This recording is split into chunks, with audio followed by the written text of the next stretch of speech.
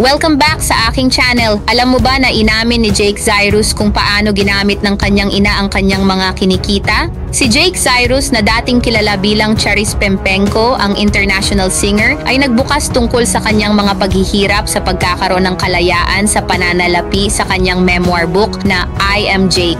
Kahit na kumikita ng milyon-milyon sa kasagsagan ng kanyang karera, inamin ni Jake na wala siyang kontrol sa kanyang mga pananalapi. Ibinunyag niya na natanto lamang niya ang lawak ng kanyang mga kinikita mula sa mga tour, pribadong kaganapan at mga endorsement matapos niyang makilala ang kanyang accountant. Sa isang punto, umabot sa 16 na milyong dolyar o humigit kumulang 927 milyong piso ang kanyang net worth. Ngunit hindi niya kailanman naranasan ang tunay na kalayaan sa pananalapi.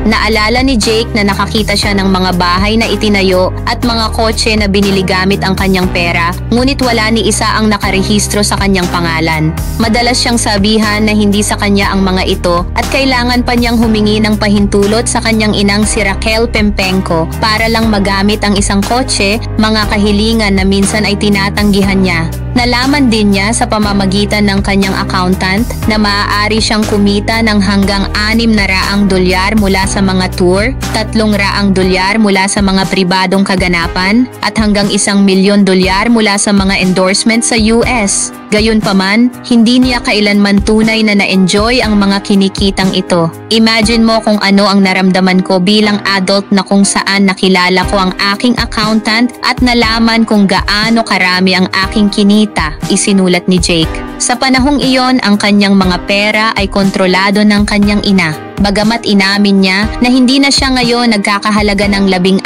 na milyong dolyar, sinabi ngayon ni Jake na siya ay mas mayaman kaysa kay Charis. Hindi sa pera, kundi sa autonomiya. Dagdag niya, alam lang niya kung gaano siya kayaman. Ngunit hindi niya kailanman nahawakan o na-enjoy ito, isinulat niya.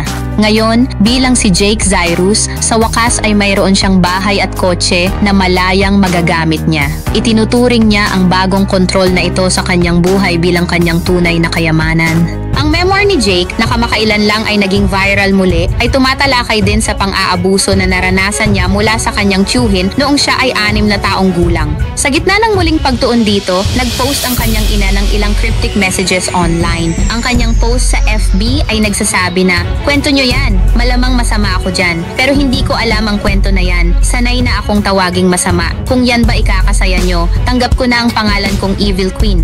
Dagdag pa ni Raquel sa isang postscript na tila para sa kanyang anak.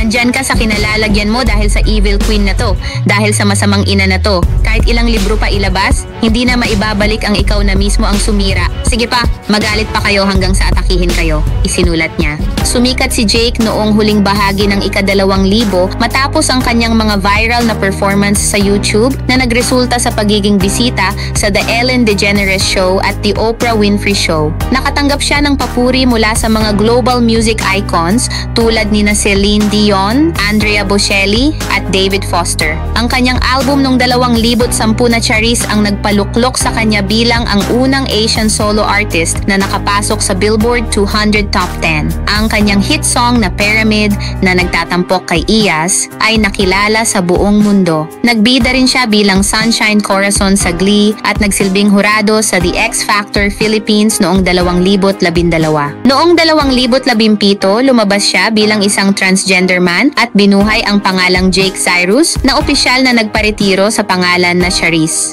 Mula noon, pinagpatuloy niya ang kanyang music career habang yakap ang kanyang tunay na sarili. Ano masasabi niyo sa revelation ni Jake Zyrus na ito? Comment po sa ibaba. Maraming salamat sa panonood at huwag kalimutan mag-subscribe kung bago ka pa lang sa aking channel.